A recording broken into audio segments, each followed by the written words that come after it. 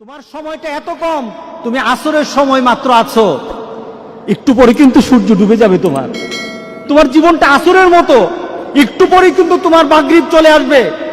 অর্থাৎ তোমার জীবনের যে সূর্যটা আছে, সূর্যটা কিন্তু প্রান্তে চলে এসেছে। তুমি সব সময় তোমার জন্ম থেকে তুমি জীবনের প্রান্তে আছো, ডুবে যাবে একটু পরে মাগরিব হয়ে যাবে। এটাই তোমার জীবন, ঠিক না? আসরের থেকে মাগরিব কতটুকু সময়? অল্প সময়। আল্লাহু আকবার, আল্লাহু আকবার, আল্লাহু আকবার। আল্লাহ কি তুলনা দিলেন বলাস। এখন মিলিয়ে নেন, আপনার আমার জীবনকে এখন মিলাই। আল্লাহ বলছেন ইন্নাল ইনসানা লাফি খুসর। প্রত্যেকটি মানুষ, প্রত্যেকটি মানব, ইনসান বলা হয়েছে, হিউম্যান কাইন্ড, প্রত্যেকটি মানুষ আল্লাহ বলছেন ক্ষতিগ্রস্ত, সবাই ক্ষতির মধ্যে আছে। আল্লাহ বলেন না, আমার কিছু কিছু বান্দাকে আমি কিন্তু ক্ষতির মধ্যে ফেলে দেব না।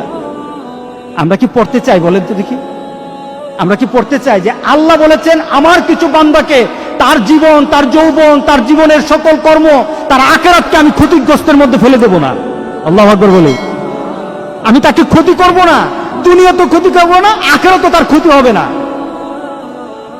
ইল্লাল্লাযীনা আমানু ওয়া আমিলুস সালিহাত। মিলে নেন, ঈমান, যার ঈমান আছে, তোমার শান, তোমার মর্যাদা, তোমার অবস্থান, তোমার ক্ষমতা, তোমার অর্থ, মরে দেখো।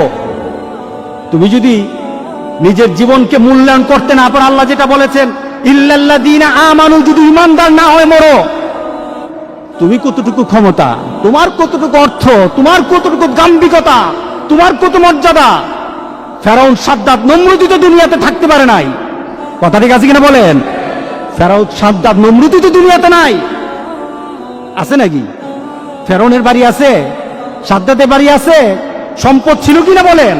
সবই তো ছিল, কিন্তু তারা কি লাভবান না ক্ষতির মধ্যে আছে? ক্ষতির মধ্যে আছে। আল্লাহু আকবার, আল্লাহু আকবার। ইল্লাল্লাযীনা আমানু, যারা ঈমানদার, আল্লাহ বলেন তার কোনো ক্ষতি হবে না।